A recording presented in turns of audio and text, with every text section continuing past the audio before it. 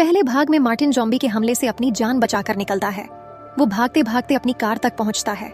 जैसे ही वो कार में बैठता है, उसकी जेब से एक सिक्का जमीन पर गिर पड़ता है। ठीक उसी पल हर्ज़ोग वहां आ धमकता है। वो जोर से कार का शीशा तोड़ता है और मार्टिन को पकड़ने की कोशिश करता है। तभी कई और ज़ॉम्बी वहां पहुंचकर कार के अंदर घुसने की कोशिश करने लगते हैं। मार्टिन घबराहट में कार स्टार्ट करता है और फटाफट वहां से भाग निकलता है। वो इतनी तेजी से गाड़ी चलाता है कि सारे ज़ॉम्बी कार से नीचे गिर जाते हैं सिवाय हर्ज़ोग के। वो अभी भी कार से लटका हुआ था। मार्टिन को सामने से एक ट्रक आता दिखता है। जैसे ही ट्रक उसकी कार के करीब पहुंचता है, वो हर्ज़ोग को टक्कर मारकर अपने साथ ले जाता है। इस हादसे में हर्ज़ोग का हाथ कटकर मार्टिन की कार में गिर पड़ता है। ट्रक ड्राइवर हालात समझने के लिए अपनी ट्रक से उतरता है। हर्ज़ोग उसकी ओर बढ़ता है और उसका गला दबाकर उसे मार डालता है। इसके बाद हर्ज़ोग अपनी ज़ॉम्बी फौज को इकट्ठा करता है और आबादी वाले इलाकों पर हमला करने का हुक्म देता है। इधर मार्टिन अपनी कार को तेजी से भगाए जा रहा था। रास्ते में उसे नींद की झपकी आती है, जिससे उसकी आंखें बोझिल होने लगती हैं और उसकी कार बेकाबू होकर एक हादसे का शिकार हो जाती है और मार्टिन बेहोश हो जाता है। जब उसे होश आता है तो वो खुद को एक अस्पताल के बिस्तर पर पाता है। कुछ पुलिस वाले वहां आकर उससे सवाल जवाब शुरू करते हैं। मार्टिन सारी कहानी बयान करता है, लेकिन पुलिस उसकी बातों पर यकीन नहीं करती। बदकिस्मती से उस पर अपने दोस्तों को मारने का इल्जाम भी लग जाता है। तभी ऑपरेशन करने वाला डॉक्टर उसके पास आता है और कहता है कि उसका हाथ हादसे में कट गया था। डॉक्टर बताता है कि कार में मिला एक हाथ उन्होंने मार्टिन के बाजू से जोड़ दिया है। अब मार्टिन अपने नए हाथ को देखता है और चौंक जाता है। उसे एहसास होता है कि ये उसका हाथ नहीं बल्कि हर्ज़ोग का है। वो घबराकर डॉक्टर को बताता है कि ये उसका हाथ नहीं है। तभी वो ज़ॉम्बी हाथ बेकाबू हो जाता है और डॉक्टरों पर हमला करके कईयों को जख्मी कर देता है। कई लोग मिलकर उसे मुश्किल से काबू करते हैं और उसे एनेस्थेटिक इंजेक्शन दे देते हैं। उधर हर्ज़ोग और उसकी ज़ॉम्बी फौज आबादी वाले इलाके में घुस पड़ते हैं। वो एक घर में घुसते हैं और वहां के सभी लोगों को बेरहमी से मार डालते हैं। हर्ज़ोग का हाथ कटा हुआ था। उसका ज़ॉम्बी डॉक्टर ऑपरेशन करता है और मार्टिन का हाथ, जो बर्फ पर गिरा था, हर्ज़ोग के बाजू से जोड़ देता है। हर्ज़ोग की शैतानी ताकत से वो हाथ अपने आप जुड़ जाता है, जिसके बाद वो एक पुराने कब्रिस्तान में पहुंचते हैं। कब्रिस्तान में जर्मन सैनिकों की कब्रें थीं। हर्ज़ोग उन लाशों को जिंदा करने की कोशिश करता है, लेकिन नाकाम रहता है। उसका डॉक्टर कहता है कि ये लाशें बहुत पुरानी हैं और बिखर चुकी हैं। हमें नई और ताज़ा लाशें चाहिए। यह जानकर हर्ज़ोग एक चर्च की ओर बढ़ता है और वहां के पादरी को मार देता है। वो पादरी के चेहरे को छूता है, जिससे पादरी जिंदा होकर हर्ज़ोग की फौज का गुलाम बन जाता है। उधर मार्टिन अस्पताल के बिस्तर पर कसकर रस्सियों से बंधा था। एक पुलिस वाला उसके पास खर्राटे ले रहा था। तभी बॉबी नाम का एक अमेरिकी यात्री वहां चुपके से घुस आता है। वो पुलिस वाले के सोने का फायदा उठाकर मार्टिन के कमरे में दाखिल होता है। वो मार्टिन के ज़ॉम्बी हाथ को देखकर हैरान हो जाता है। उसे ये इतना पसंद आता है कि वो उसकी तस्वीर खींचकर ज़ॉम्बी स्क्वाड को भेज देता है। दरअसल ये स्क्वाड यूएस की एक टीम थी जो ज़ॉम्बी का शिकार करती थी। अब मार्टिन बॉबी को चालाकी से उकसाता है। बॉबी उसकी रस्सियां खोल देता है। जैसे ही मार्टिन आजाद होता है, उसे बाहर एक पुलिस वाला दिखता है, जिसके कारण वो भाग नहीं पाता। तभी उसका ज़ॉम्बी हाथ बॉबी को गलती से खिड़की के बाहर फेंक देता है। मार्टिन तुरंत नीचे जाता है और बॉबी को होश में लाने की कोशिश करता है। वो उसकी छाती पर दबाता है, लेकिन हर्ज़ोग का शैतानी हाथ इतना ताकतवर था कि बॉबी की छाती कुचल जाती है और उसकी हड्डियां टूट जाती हैं। पुलिस वाला खिड़की से ये सब देख लेता है। उसे पक्का यकीन हो जाता है कि मार्टिन ने बॉबी को मारा है। मार्टिन तुरंत वहां से भाग निकलता है। पुलिस वाला भी उसका पीछा करता है।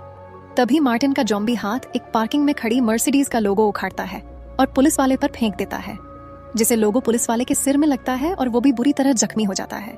फिर वो कार का शीशा तोड़ता है और गियर डालकर कार स्टार्ट करके वहां से भाग जाता है। मार्टिन कार के अंदर था और बॉबी का फोन उसके पास रह जाता है। तभी ज़ॉम्बी स्क्वाड बॉबी के फोन पर कॉल करते हैं। मार्टिन उन्हें हर्ज़ोग की पूरी कहानी बताता है। वो कहते हैं कि वो नॉर्वे में उसकी मदद के लिए आ रहे हैं। तब तक मार्टिन को हर्ज़ोग का मकसद और इस तबाही की वजह ढूंढने को कहते हैं। स्क्वाड का लीडर डैनियल था, जिसके साथ मोनिका और ब्लैक 2 नर्सें थीं। ज़ॉम्बी स्क्वाड नॉर्वे पहुंचता है और वो मार्टिन की लोकेशन का पता लगाते हैं। पहले वो ज़ॉम्बी से लड़ने के लिए खतरनाक हथियार खरीदते हैं। मार्टिन एक द्वितीय विश्व युद्ध के म्यूजियम में जाता है। मार्टिन वहां के क्लर्क से हर्ज़ोग के बारे में पूछता है, लेकिन क्लर्क उसे हर्ज़ोग के बारे में कुछ नहीं बताता। मार्टिन अपने ज़ॉम्बी हाथ की ताकत दिखाकर उसे डराता है। तब जाकर क्लर्क हर्ज़ोग का इतिहास उसे बताता है। वह कहता है हिटलर ने हर्ज़ोग को टलविक गांव तबाह करने का आदेश दिया था, लेकिन उक्सफ्योर्ड के लोगों ने उन्हें पकड़ के मार डाला। इस बात से मार्टिन अंदाजा लगाता है कि हर्ज़ोग हिटलर का अधूरा काम पूरा करने जा रहा है। उसे एक नक्शा मिलता है जो दिखाता है कि वह म्यूजियम टलविक गांव के ठीक बीच में था। नक्शा देखते वक्त उसे बाहर से लोगों की चीखें सुनाई देती हैं। वो बाहर झांकता है तो हर्जोग अपनी फौज और टैंकों के साथ लोगों को मार रहा था। वो मरे हुए लोगों को अपनी फौज में शामिल करता जा रहा था। हर्जोग म्यूजियम में घुसता है। यह देखकर मार्टिन और क्लर्क सामान समेटकर वहां से भागते हैं। वह दोनों म्यूजियम में डमी की तरह छुप जाते हैं। हर्जोग नक्शा उठाकर वहां से चला जाता है। इसके बाद मार्टिन बाहर निकलता है। उसे 2-3 ज़ॉम्बी घूमते दिखते हैं। वो अपने हाथ की ताकत से उन्हें एक एक करके मार डालता है। तभी उसका हाथ एक मरे हुए आदमी को छूता है और वो आदमी जिंदा हो जाता है, जिससे मार्टिन डर जाता है और उसे दोबारा से मार देता है। मार्टिन को अपनी ताकत का एहसास होता है।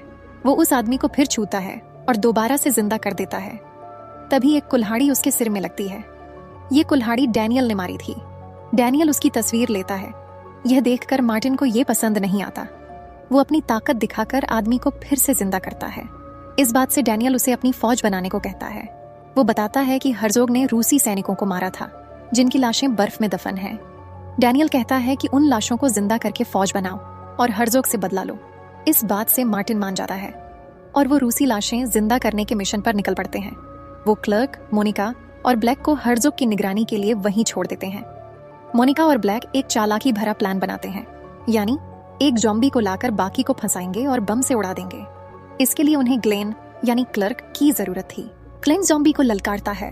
हर्जोग अपने सैनिकों को रोकता है और ग्लेन उन्हें उलझाकर अपने पीछे ले आता है। वो अपने प्लान के मुताबिक ज़ॉम्बी को बम से उड़ा देते हैं। हर्जोग गुस्से में बदला लेने लगता है।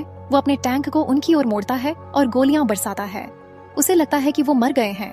अब डैनियल की कार बर्फ में फंस जाती है। वो टायर के नीचे एक ज़ॉम्बी डालकर कार निकालते हैं। वो उस जगह पहुंचते हैं जहां रूसी सैनिकों की लाशें दफन थीं। मार्टिन का ज़ॉम्बी हाथ अपनी ताकत दिखाता है, जिसे सारी रूसी लाशें अपनी कब्रों से बाहर निकल आती हैं। मार्टिन को डर था कि रूसी उसकी बात नहीं माने तो क्या होगा। तभी एक रूसी कमांडर, लंबा चौड़ा और खौफनाक, उसके सामने आता है। मार्टिन यह देखकर खुश होता है कि रूसी उसे अपना लीडर मान रहे थे। सुबह का वक्त था और हर्जोग अपनी फौज के साथ तबाही मचाते हुए आगे बढ़ रहा था। मार्टिन अपनी रूसी सैनिकों की फौज लेकर उसके सामने आता है।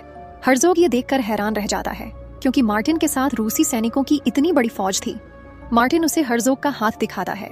रूसी कमांडर हर्जोग को घूरता है, क्योंकि वो उनसे पुराना बदला लेना चाहता था। दोनों फौजें जंग के लिए एक दूसरे की ओर बढ़ती हैं। कमांडर हर्जोग की ओर बढ़ता जाता है और रास्ते में आने वाले हर ज़ॉम्बी को मार डालता है। अब दोनों फौजों के बीच खतरनाक जंग छिड़ जाती है। मार्टिन की फौज इतनी ताकतवर थी कि हर्जोग की फौज कमजोर पड़ने लगती है। ज़ॉम्बी डॉक्टर जख्मी ज़ॉम्बी का इलाज करके उन्हें जंग के लिए तैयार करता जाता है। रूसी कमांडर हर्जोग को मारने वाला था कि एक ज़ॉम्बी पीछे से उस पर हमला करता है और यहाँ पर हर्जोग और उसकी फौज मिलकर कमांडर को मार डालते हैं। अब जंग का रुख पलट जाता है। रूसी फौज हारने लगती है। मार्टिन और बाकी सोचते हैं कि हर्जोग को मारना होगा, क्योंकि वही ज़ॉम्बी को जिंदा रखता है। मार्टिन हर्जोग से भिड़ने जाता है, जहां हर्जोग उसे बुरी तरह जख्मी कर देता है। लेकिन मार्टिन भी हार नहीं मानता। वह हर्जोग के हाथ की ताकत का इस्तेमाल करता है। डैनियल किसी तरह टैंक में घुस जाता है। अब जंग में सारे रूसी सैनिक मारे जाते हैं। सिर्फ मोनिका, ब्लैक और ग्लेन जिंदा बचते हैं। तभी ग्लेन भी मारा जाता है।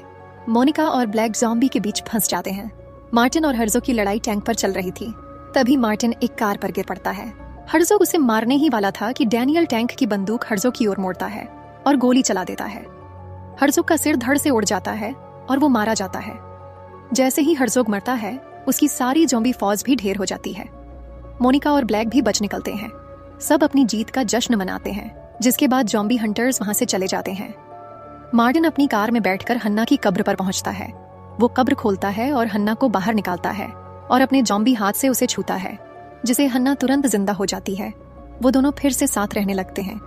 इधर हम देखते हैं नाजी डॉक्टर हर्जोग का सिर ढूंढता है, जहां हम देखते हैं उसका सिर अभी भी जिंदा था। और इसी के साथ यह फिल्म यहीं पर खत्म हो जाती है।